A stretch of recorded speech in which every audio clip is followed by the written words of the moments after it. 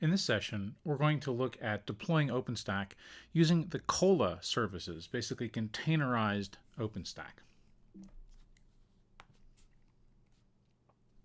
The objectives for this particular screencast are to look at the systems requirements underlying a Kolla deployment, looking at what it takes to actually build out a test system, and we'll actually use Terraform as an example, a tool to manage cloud-based resources. In this case, we'll actually target the Packet.net physical compute cloud services.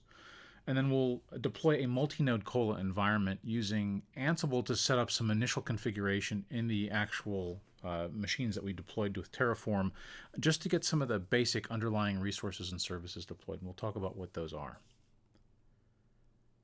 In this particular case, with OpenStack, we're trying to deploy potentially a large number of the different services, all the individual projects. And part of the problem with that, of course, is just managing all those different individual resources, managing the configuration for them. To address that, there have been a number of different tools that have been created over the years to help automate the process of deploying and managing a resource.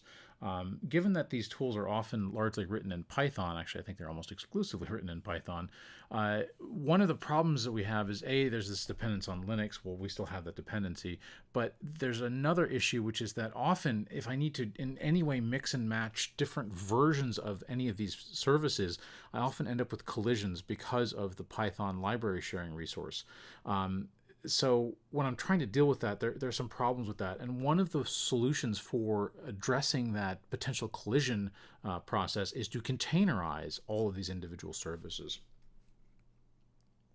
Now, one project to look at doing that is the Kolla project. And specifically, the project was looking at using the Linux container model for deployment following the Docker image model. There's another project that's also looking at containerized OpenStack that actually uses the LXC container model. In this case, we're looking at Docker specifically. Also, the Kolla project is actually more than one project at this point.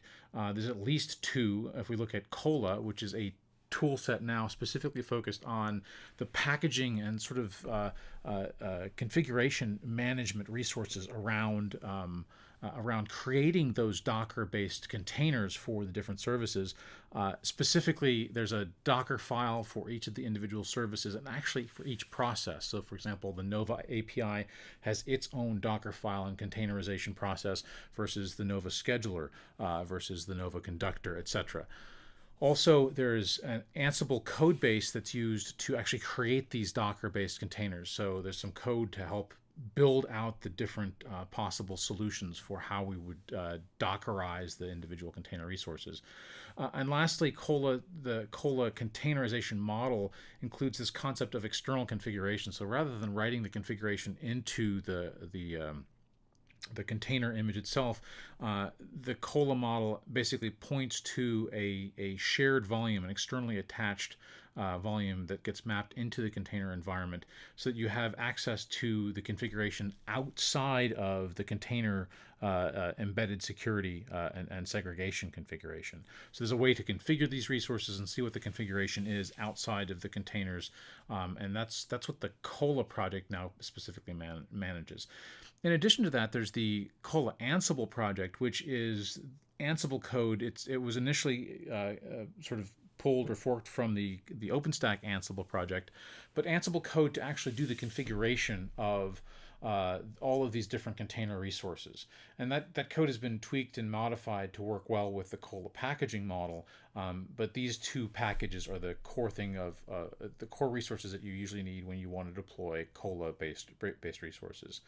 I just want to note that prior to the 4.0.0 release, the Ocata release of Kolla, Kolla and Kolla Ansible were actually a single service, basically a single tool set in the OpenStack environment. Now, there are other projects to support this concept of containerization, including the OpenStack Ansible project. Like I said, the project where the Ansible code was initially pulled from, or at least shared from. So it's similar to the Kolla and Kolla Ansible resources combined, but it's focused on using the LXC container model. And rather than having individual resources mapped out as separate containers, the OpenStack Ansible project basically puts all of the service into one container. So all of Neutron is in not Newton. All of Neutron is in one container. All of Nova is in another container. Glance is in a separate container, etc. Basically down the process like that. Another approach to doing this, the Ansible project, the Kolla or OpenStack Ansible project currently does not support a container operating environment like Kubernetes.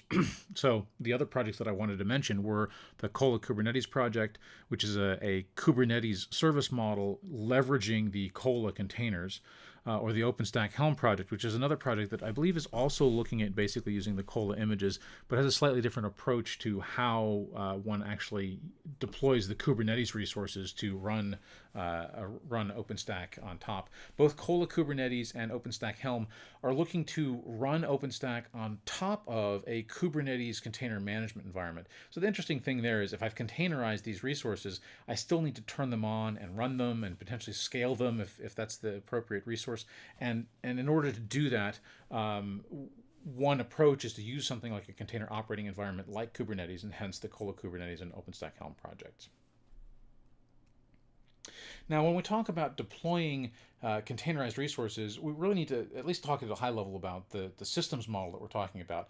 In our particular case, we're doing multi-node, but we're doing the simplest form of multi-node. We have a single control node and a single compute node. And on the control node, we're running all the core control functions, Nova's core functions, Neutron's functions, Glance, etc. We're also running some of Neutron's services, specifically the Linux Bridge agent and the L3 routing agent, plus metadata and DHCP services. All that ends up running on the control node. The control node also runs both the Cinder control services and a Cinder LVM agent. Or at least it can. Actually, I think we're not going to configure the Cinder agent in this particular run through, but same configuration model would still apply. On the compute node, we have Nova compute resources, the Cinder agent resources, and Linux Bridge and VXLAN agents for Neutron services.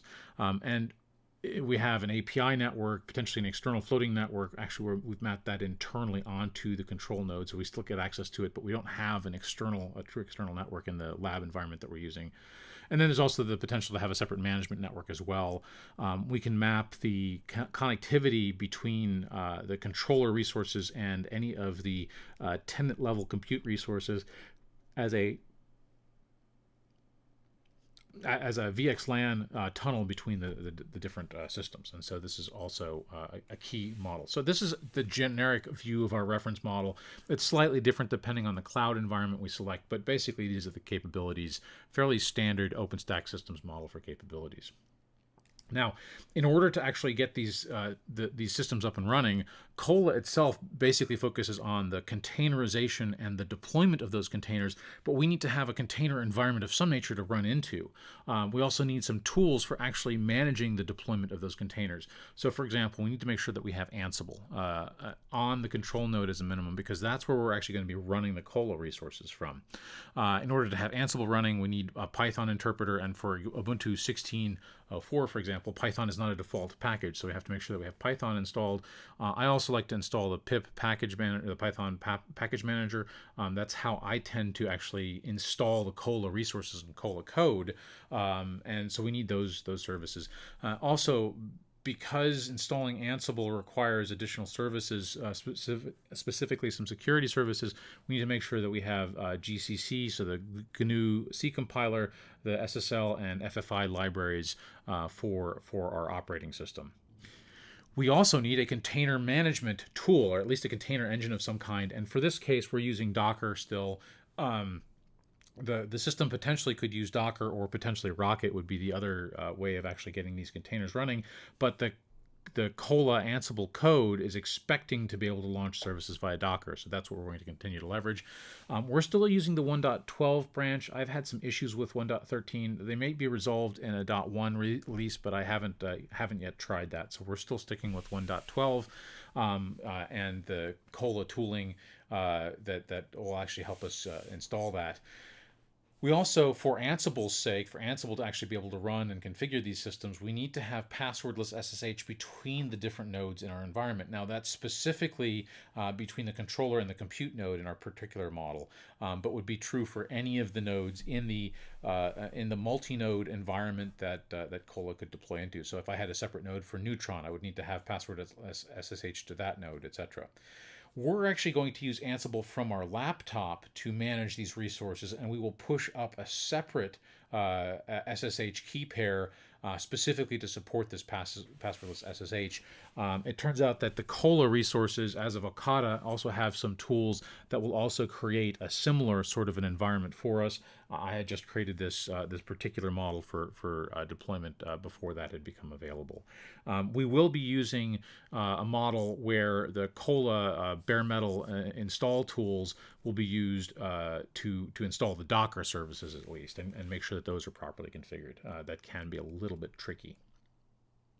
Now, one other thing that Kolla can do, sort of one of the key things that the Kolla project itself, as opposed to the Kolla Ansible project, which is really what we're heavily leveraging in this particular screencast, one of the key things that it does is it actually supports the building of all of the individual container images. Now, there are a couple things to be aware of. If you're building everything on one machine, then building your images locally and then consuming them is a very reasonable approach to doing things. But often we're looking for multi-node configuration, which means that we have to have an image repository, basically an upstream registry for these images available to us.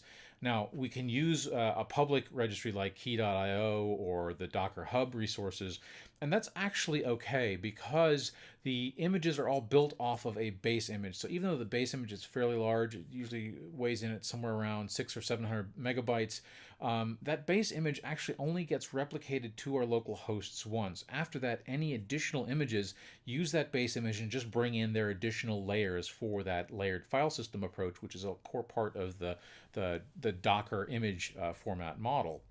So either we have to have our own repository or we need to use a public one. Again, if we use our own repository, just be aware that we also need to deal with the potential TLS security requirements of the current registry models.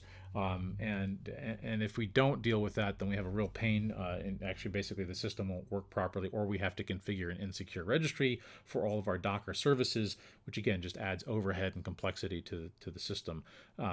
We're actually going to be using the Docker Hub registry, and we're going to be leveraging a set of images that were built by the Kolla team and have been pushed up into that Docker registry.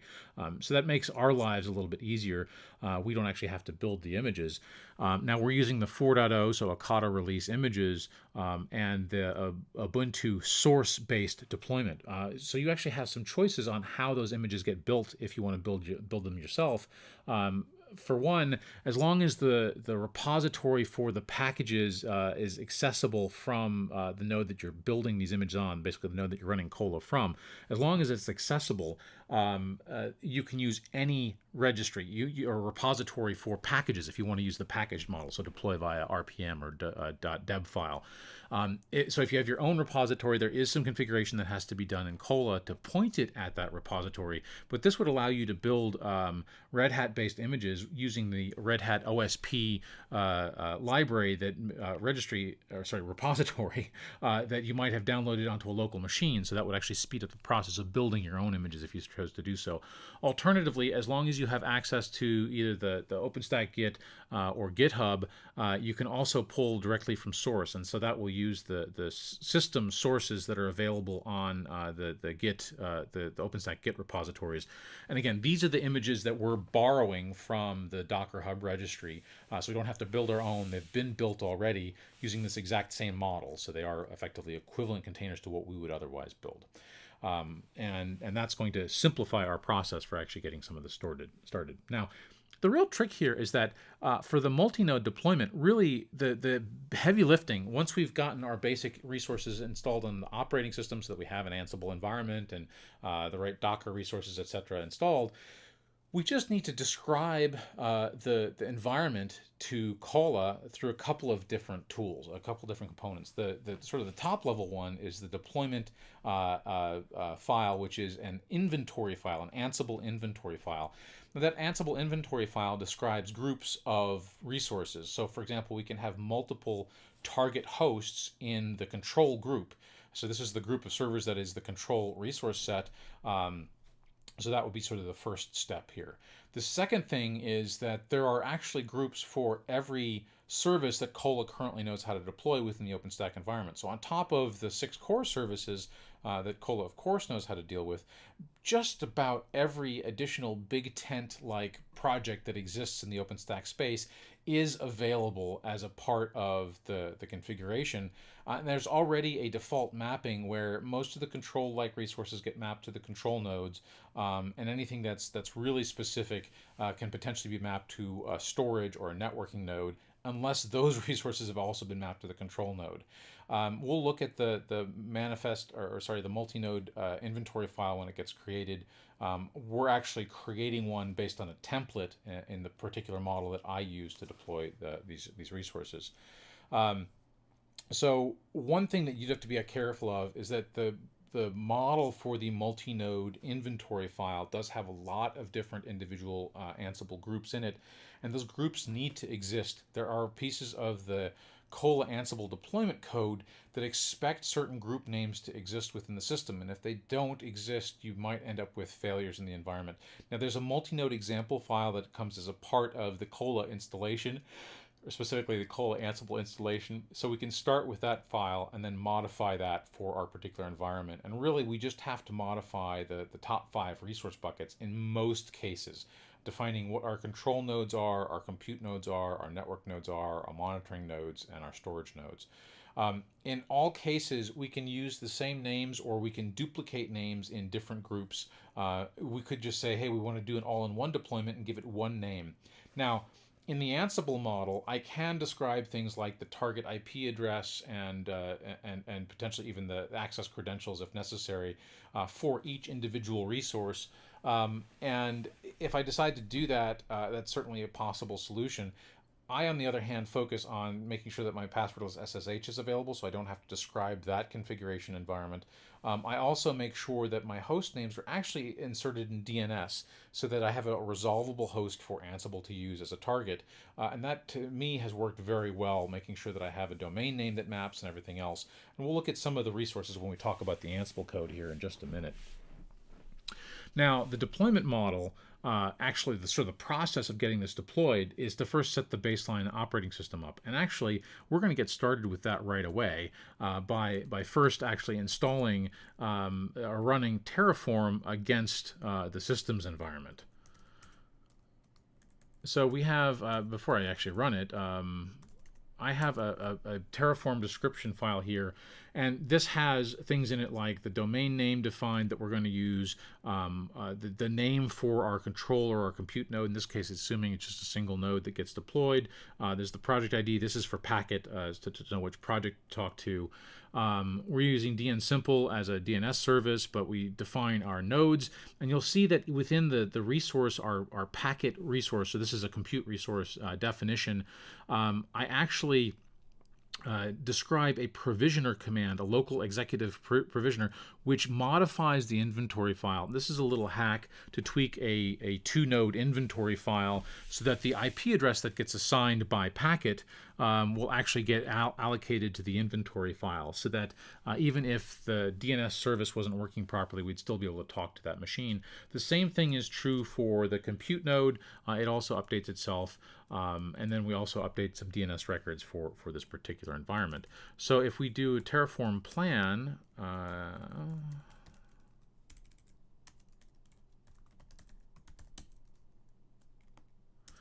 if I have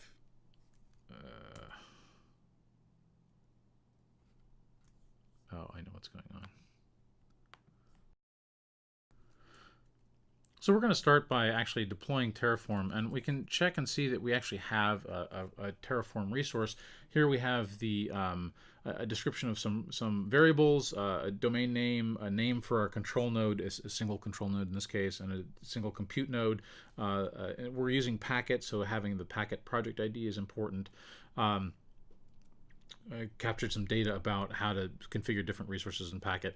One of the important things is that we actually use the provisioner technology within Terraform to set up an inventory file. There's already an inventory file in the Git repository that I'm using to store the code for doing this. But we use a provisioner just to make sure that we have an IP address that's reachable. Some folks don't use DNS for these sorts of environments, and so DNS isn't always guaranteed. So I just like to make sure that I have an IP address. And then we do the same thing for the compute node, update some DNS records, and we should be good. We can source our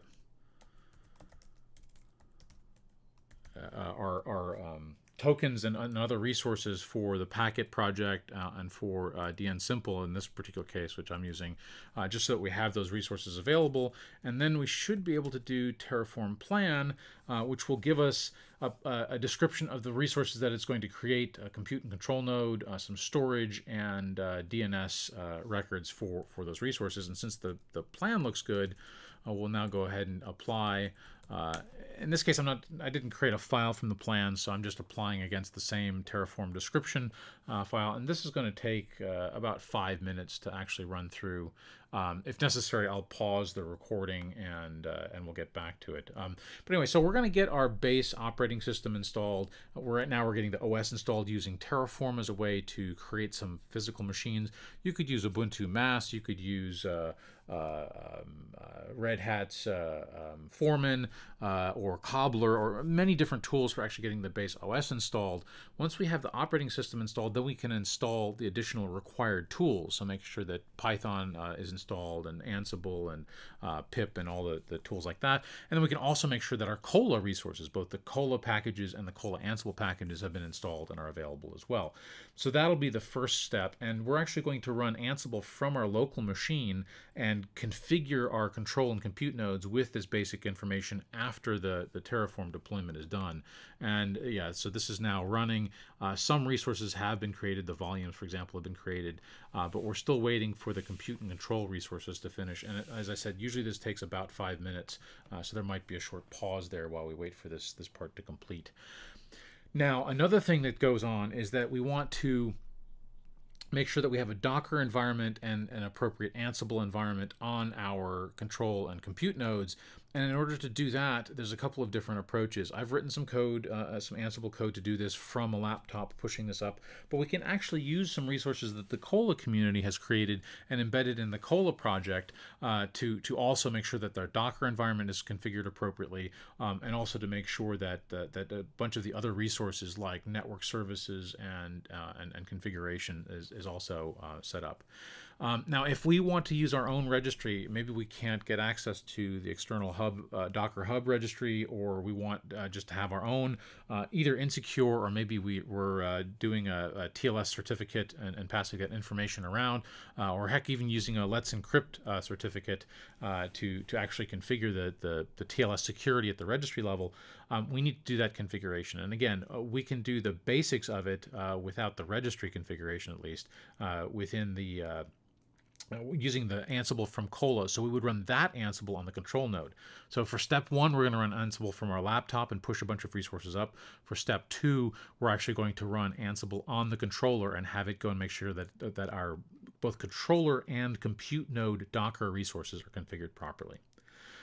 The next step that we have to go through is we have to make sure that we have a globals file. This is the top level configuration for Ansible variable definitions that gets used by the Kolla Ansible project for configuration.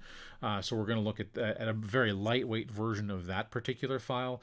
There's also passwords that need to be set. So these are the passwords for all of the different resources within the OpenStack environment. There's a password generation script that also comes as part of the Kolla project, so that most of those passwords that we don't actually have a need for human interaction with can be automatically generated and be therefore unique and a little bit more secure than just a password we might pick off the top of our head, which would probably not be particularly secure. So we can use that tool to actually create those password resources. The globals file, we actually do have to do a little bit of work to define network and potentially storage interactions. Now, again, in this environment, even though I've created a storage volume and associated it with the compute and control nodes, I'm not actually going to go through and set up the Cinder environment, although that it's fairly straightforward. You do have to configure the underlying storage. So even though I've mapped these volumes, for example, you would actually have to go in and configure them, which you, again, can do with Ansible. So once we've done all that and then validated that our multi-node file, which we're actually building from a template in this particular model, but we could build by hand, make sure that the multi-node file is correct, we can finally get to the point of launching Kolla. And we would do that by doing two things usually. One is to run pre-checks. This just verifies that all of the services that we expect to have working are available and running appropriately. So make sure that the Docker configuration is right, etc. The other thing that we would want to do is then deploy our multi-node system. And for that, we would use the same Kolla Ansible call, but instead of using the pre-checks request, we would do a deployment request. Now we're going to look at, once the systems are built and our initial Ansible run is done, we're going to look at the deployment process in a little bit more detail online.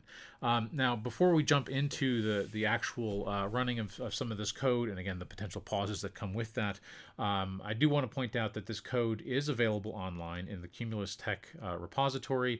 Currently, it only works with Ubuntu 16.04 and the Kolla 4.0 resources, but it's actually a fairly trivial exercise to make this work with a Red Hat-based CentOS-like environment as well. So that's something that I'll probably end up doing here in the next couple days, just to make this environment more complete. Also, this is just a high-level walkthrough of how the Kolla resources work in a multi-node environment. If you're interested in more and deeper understanding of how the resources work, maybe how to tweak the configuration of Kolla, add additional services, etc., we are going to be offering a course. If you go to cumul.us/OpenStack-Kolla-course, there's a sign-up form there where you can register your interest. We should have that course probably within the month, so probably in early April 2017, we'll have that course available. So this was the presentation material I had for you. Let's get back into the actual deployment. As you can see, we're at 5.5 minutes in. Terraform is still deploying. This is one of the I guess detractors of bare metal service deployment, is that it takes a little bit of time to actually deploy it. But the nice thing is we have a fairly beefy machine. This is an Intel E3 Xeon-based machine with 32 gigabytes of memory and some SSD-based disk. So pretty beefy, decent hardware for actually running our environments on.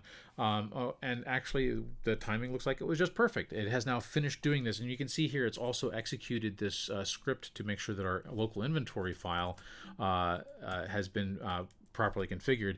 And here you can see that my control node, I call it the control, so there's a little bit of overlapping, the group name and the individual device name are the same. It doesn't really matter, but just, it was simpler for me to call it just control instead of start numbering things.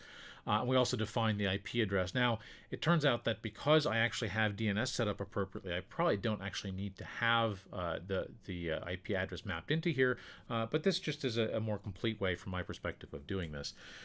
The other thing, as I said, we have some basic setup process that we have to do, and I've created this initialize script. There's actually a slightly more complicated one that actually does the Docker install as well, but the initialize script does most of what we need because we want to use the Kolla project to bootstrap our resources. Now, in this particular model, one of the first things that we do is make sure that we have SSH keys, a public-private pair that we can push out to our compute control nodes just so that they can talk to each other. We already have at least an SSH key, private key available to us to actually push this code up to our nodes, but this allows us to actually run the basics of that from each individual host itself in advance of things that the Kolla project might do also to enable this similar kind of capability. The next little chunk here actually pushes those newly created SSH keys up to our device. It makes sure that our remote devices have a host file that's appropriate. Even though we set up DNS, we still want to make sure that the hosts file has the right information. This actually helps make sure that Rabbit gets the right configuration right off the bat. We also update the resolve.conf to make sure that the domain name is appropriately set, because I've seen cases where that doesn't get set at all, so there's no search string, for example. We want to make sure that that gets set. We also upload a set of files. These are files for post-installation configuration. Now, it turns out that the Kolla project has also added a post-install script. I'm still using mine. I haven't quite switched over to using the Kolla post-install script, but this sets up a number of the basic resources within an OpenStack environment. So you may want to use this, or you may want to modify this set of scripts to set up some of those different resources. And this is all, these scripts here are specifically all for post OpenStack installations, and once the containers are actually up and running.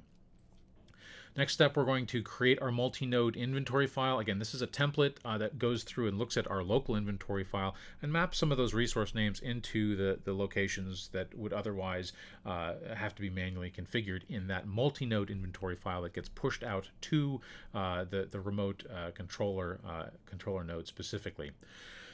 We also upload a Debian network script. So this script actually is a little bit of a catch-all. It turns out that there are some things that are kind of difficult to do within the Ansible realm, and one of those is manipulating and understanding network addresses. Well, we want to make sure that our global file has the right IP addresses for things like the public address or the API-based interface address. So the Debian network script goes through and tries to figure out which interface the system is actually using, which address is associated with that interface, and then uses that to actually create part of the information in the global.yaml file. It turns out this script also was a convenient place to make sure that our password generation actually occurs. And in our case, we're also going to map a default name for, a default password for our admin user into the system as well. We want to make sure that that script is available for running later in the process. Then we go and tell the system to update a bunch of packages. In this case, these are Debian packages. If you wanted to do this with CentOS, this is one of these areas where you'd have to do a little bit of tweaking to change the names of some of these projects to be CentOS specific. Also, this previous app, which is an update for the system, you would be using something like RPM instead, and so you'd actually have to modify that as well. These are all the core packages that we should have in place in order for the OpenStack Kolla project resources to work properly. Because we're using Ubuntu, LXC, LXD are the default container options, and they're installed by default, or at least in some cases are installed by default. I think in Packet they're actually not. But we want to just make sure that they're not there because there have been some interaction issues in the past, so we would just remove those or make sure that they're removed. We install pip, and then we make sure that it's the latest version of pip, because it turns out that the apt version of pip is a slightly older version. So we update it, and then we install a set of Python packages, specifically the Docker Python packages, the Ansible service, basically the latest version of that, and then Kolla and Kolla Ansible. And I specifically call out the 4.0 version because that's the one that we want to be using. It is the current latest version, so it would be fine without that, but I just want to make sure that we know which version we're using, because there are differences between them. Then we want to make sure that our configuration directory exists, at least on the controller. It turns out this will create it on both, and so we make sure that we have an etc Kolla directory. We make sure that we have a default passwords file uploaded. This is important for the next script that runs, because the gen password file expects to see a password file before it will generate one. It's a kind of an interesting interaction, but this is an important aspect of this. And then lastly, here we run our network script, which configures some of the network resources and modifies and creates the globals.yaml file, which we will look at before we actually run the rest of this. I'm actually going to let the system go ahead, and actually I'm not going to let the system run these particular resources. Instead, I'm actually going to block this out because I want to run these tasks myself. And so we're just going to lock off all of this, and we'll come back and we'll manually run these individual steps. So one of the things that we're going to do after we've done our basic installation is we're going to run our Bootstrap service code. This is what's going to install the Docker resources, again, against our multi-node environment. So that will set it up both on the control and the compute. And we're going to run this from the control node at this point once this gets run. And then we're also going to run the multi-node deployment. That's what we really wanted to get to, was make sure that is working. And then we'll run our post-install scripts so that we have an environment, and that will do things like create some flavors, etc. And lastly, we will actually run the masquerade process. That will set up an IP masquerade service so that our external addresses actually work properly from our embedded test environment in this particular case. Without further ado, Ansible playbook, multi-node. So this is the actual resource, or not. I don't want multi-node. Sorry, we're still on the local laptop. So we're going to use our inventory file, and we're going to run our initialized playbook. So this will take just a moment, and we'll go through and run through, again, setting up SSH keys if they didn't exist already. I think in this particular case they do already exist, but we create new ones for us if we needed them. It'll push them up to the resources that we have, and then it will manage all of the rest of the configuration and resources as we go along.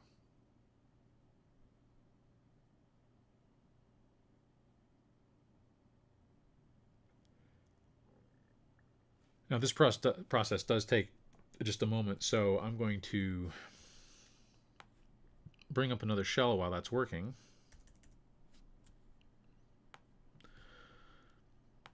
Because as it's doing things, we can go and look and see what it's actually configuring on the system.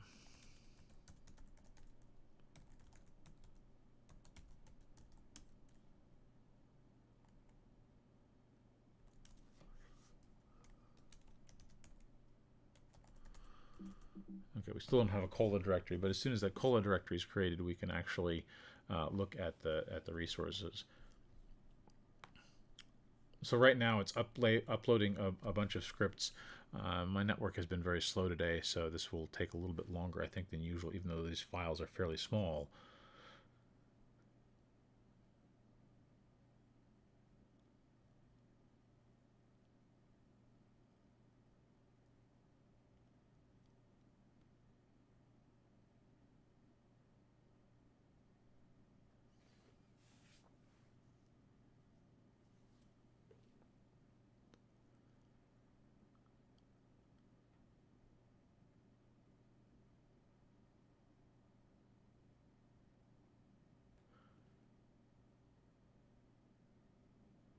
One of the nice things about being able to run Kolla in a cloud environment like this is that even though this initial configuration might be slow because of whatever's going on with my network, the actual running of the services has a public provider's internet connection available to it.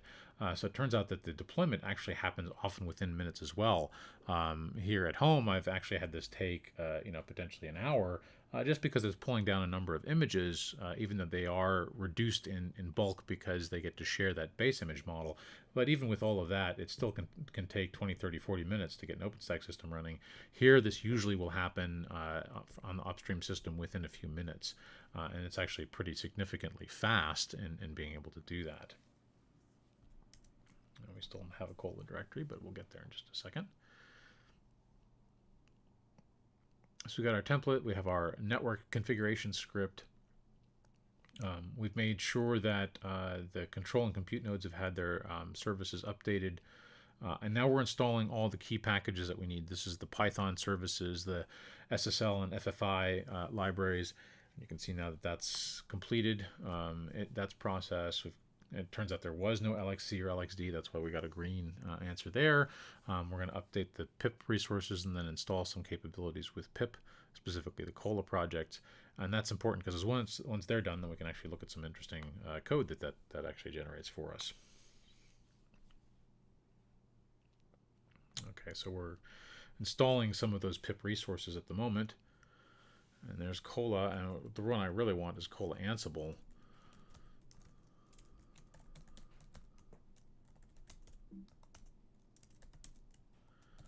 And here, if we go look at our Etsy examples, one of the useful things here, this would be Kolla Etsy. If we look at the globals file here, we see that there are a number of pieces of information that we can set, and it gives us sort of a map through what we can set, what addresses that it's expecting to see. So here we can see there are a number of different possible addresses that we can set for the network resources. We can define a registry, network options. The bigger thing often is this enable section, which describes a number of the individual OpenStack resources that are available for installation through the Kolla process and the specific packages that are functional here. You see we also have the ability to manage and manipulate a Ceph environment. There's also information for Keystone if there's specific things that we want to manage, Glance, Anoki, etc. Cinder, etc. Services, and even Swift configuration. Now, this is an example. It turns out that now that it's done, we should be able to look at Kolla globals. So this is the simple global configuration file that we're using, and really all I needed to do was define the IP address that's going to be used. I turn off a load balancing function that's available if we wanted to do a multi-node controller. Kolla supports that model, so a three-way active with Galera controller, for example, in which case you'd want a virtual IP in front of the individual controller IP addresses. I've turned that off because I'm just doing a single controller, and so I've also turned off the HA proxy and keep alive service that are a part of that front-end resource. I've also defined the network interface, and then I've defined how basically the resource model for the Kolla images. I'm expecting to have Ubuntu images that were built from source and are of the 4.0 release. That information ends up in the tag that gets used in the upstream Docker Hub image repository, and that's one piece. The other thing is, of course, the passwords file. And so this is a generated file, and you can see that it generates long random strings for both database and Keystone service passwords. When necessary, it creates SSH keys, specifically the private and public pairs that are needed for all of that, and that's in the passwords file, and that's because the generate password script was run. On top of that, I've modified the Keystone admin user's password so that it's a rememberable, human readable password, specifically just for this this deployment test case. So now we have that defined, we can actually go ahead and do some of those initial configurations, right? So one of the things we needed to do was I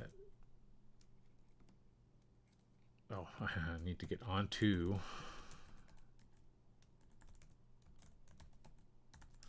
our control node, because that's where the Kolla Ansible services were installed. Kolla Ansible, and if we just say nothing, it gives us a list of all the possible things. These are the verbs that the Kolla Ansible wrapper actually manages in talking to Ansible for the Kolla service. What we want to do is actually run the bootstrap servers script, but we want to do it for all the machines in our multi-node configuration. So while this is going through and running, we can actually look at that too. If we look at the multi-node inventory file, now this is on the control node itself, and you see that here our control group only has one node, the control node. Our network group only has one node, the control node again. Normally this would be a network resource if we had a separate network machine. Compute has both the control and compute resources, so that means I'll be running Nova Compute, the Nova Compute manager, on both the control and compute nodes, so that way I can deploy virtual machines into any of those environments. I have a monitoring resource that could be configured. I don't think I actually turn on any of the monitoring capabilities, but the monitoring resource is there. And then we also have a storage resource. And then after this, everything else in here is effectively a subset, reuses the groups from above because they're all defined as children. That means that this group has children groups rather than servers. So it's expecting the group names instead of server names. And you can see all the different services have children that map them to a particular upstream machine. So that's how that multi-node script works. Now you can see that we've completed through this. There have been some things that changed. There were some things that we didn't have to actually manipulate, but in the end that's done. Now another thing that we can do just to make sure that our environment is in good shape is we can run the pre-checks command. And this goes through and again just validates that all of the deployment services are functioning appropriately, so that the system is actually doing what, or is configured in a way that the environment believes it should be able to run an OpenStack system from this environment. So we're going through and checking and validating all of that. And this process usually goes fairly quickly because it's mostly just querying the system to see if certain files exist. And lastly, we can actually go ahead and get this show really on the road. And actually, again, multi-node deployment, and we're going to deploy finally. Now again, this is going to take it just a couple of minutes, and while it's doing that, again, the packages that get installed usually end up in user local share if we're installing the Kolla services via pip. And there's actually two directories. There's a Kolla directory and a Kolla Ansible directory. And in the Ansible directory, we had already looked at the examples in the Kolla directory. I really wanted to do an ls, not more. So we see that those are where the two examples exist. But the other thing is that we have all this Ansible code, and this is, I think, where it gets really interesting. If you do need to modify something or understand how to modify something, you can dig into the roles here to understand how the different pieces and resources fit. But the roles are really where the heavy lifting comes, and the group mapping maps to these roles, and the role mappings here map to the individual resources. And you can see the entire list of different resources that exist for the system to be running. Once we actually get this up and running, we'll actually be able to query the environment. We didn't install most of these services, but there is one other thing to be aware of. If we actually look at that's the examples for the global directory. It's another thing that's kind of important. Now we're using upstream images for this, and the upstream images actually have some limitations, specifically when we look at things like here, oh look, all these Neutron resources that I can turn on. Yes, this is great. Let me just make those all yes instead of no, and I'll have these capabilities. Well, it turns out it's not quite that simple, unfortunately. Many of the resources like DVR and LBAS and Firewall as a Service, all of those resources have specific plugins that need to exist, but the default creation of containerization of the Neutron services does not include those packages, because there are so many choices for many of the different resources. Like load balancer as a service, yes, we could deploy the HA proxy load balancing resources, but it might be that you want to use a third party like an F5 or an Avi Networks or somebody of that nature to actually support the load balancing service. So you actually do have some work to do if you want one of these resources, and that is to actually configure and create a version of that particular image specifically to deploy into this scenario.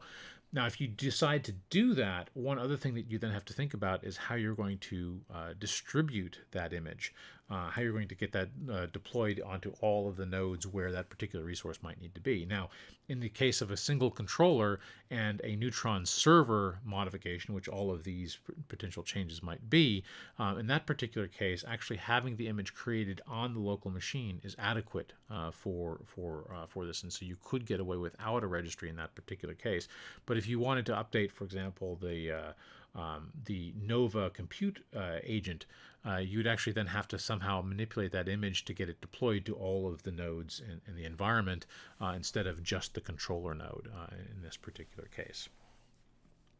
Here you can see that the system is running through and making sure that the right resources are configured or created, starting individual containers. This part, the container start process, is probably the slowest part of the entire thing, because it is downloading some amount of changed information on a system-by-system basis. But here it's running through creating services and creating service endpoints, and then mapping additional capabilities and resources into the environment.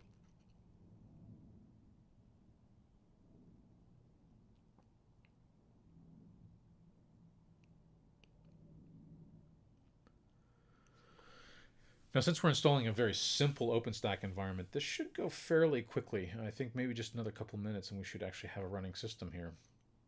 Now, we're not installing most of the service. We're just installing the basic 5 without even installing, well, actually really the basic 4, because we're not even turning on Cinder or Swift in this particular case. So we're really just deploying just the simplest of all possible resources. Basically, we have Nova running and we have Neutron running. And Horizon is also running, so that we have a front end, and we actually also turn on heat, believe it or not, in this particular systems model. And with that, we then have a running functional system, and that's really the key that we were trying to get to.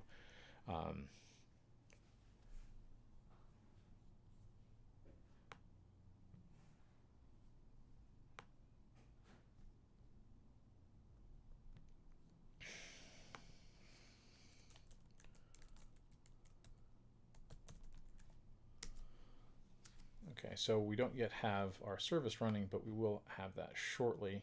And as we continue, now we're going through and making sure a bunch of other resources are running for all the different Nova services. And here you can see each individual container, the placement service, API, conductor, etc., all get deployed. And so again, this is just going to take a couple of minutes, but then we'll have a running system.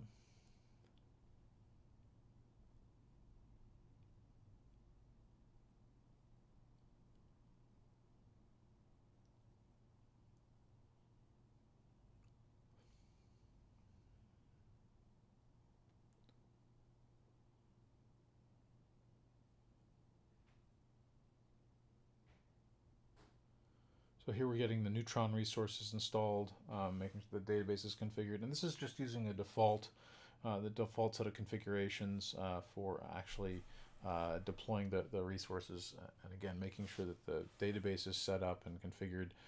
Some of these tasks take just a little bit longer than others.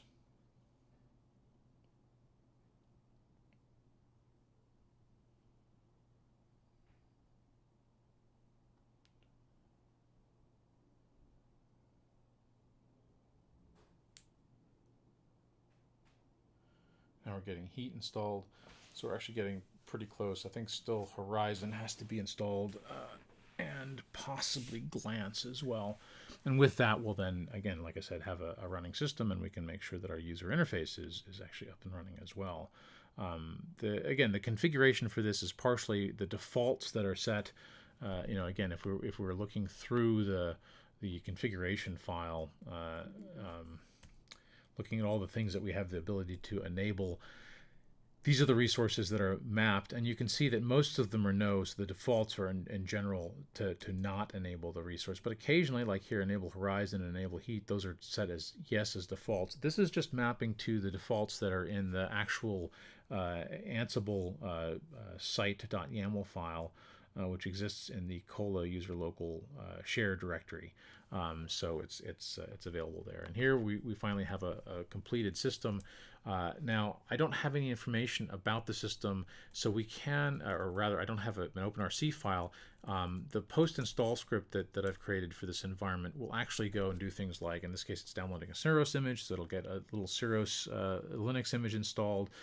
It's making sure that we have some compute flavors and some networking resources, specifically a tenant network and a public network. Now, the public network in this model is actually being mapped onto the local 10 dot network resource. And so it's gone through and built that out. Now here it's telling us that we can go directly to this IP address. It turns out that that IP address is also mapped to this domain name. And so if all is well, we should have a running Horizon and actually be able to log into the system now. And sure enough, we can. I use the same username and password, so it still remembers it, maps it to that host name, which is fine in this case, and I'll take it as normal a minute or so to actually launch the services. Now, the other thing that this script does for me, it does create an OpenRC, so we can actually source the OpenRC file. We can do something like Nova list, or maybe we can do Nova hypervisor list. We can see that we actually have multiple hypervisors running. And we can also see that the Neutron services or the networking services here are also set up, and that we have an external and an internal network in our topology with a router between them, all the things that you would expect.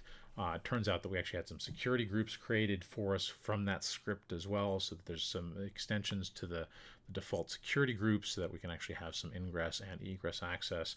Some of the things that one might normally do in an OpenStack environment to get the system initially configured. And that's really the basics. That is using Kolla to deploy an OpenStack environment. So we have this basic environment. If we really want to get fancy, we can even have a little launch script. So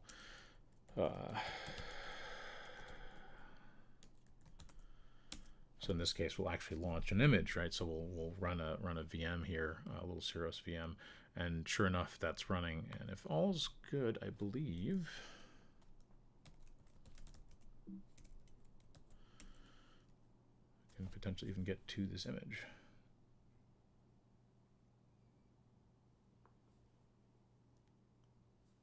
Maybe it hasn't completely come up yet. Anyway, but this is the core capabilities of deploying an environment with Kolla.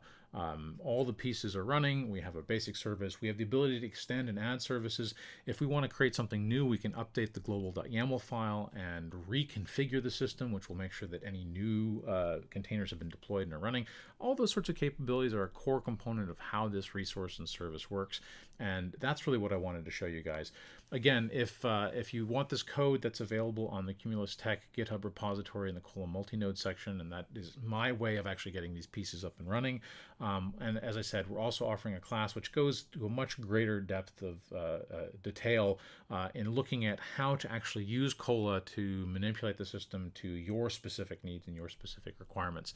Thanks so much for attending. We're really looking forward to doing more of these over the next couple of months to continue to help you get educated on the cloud system space.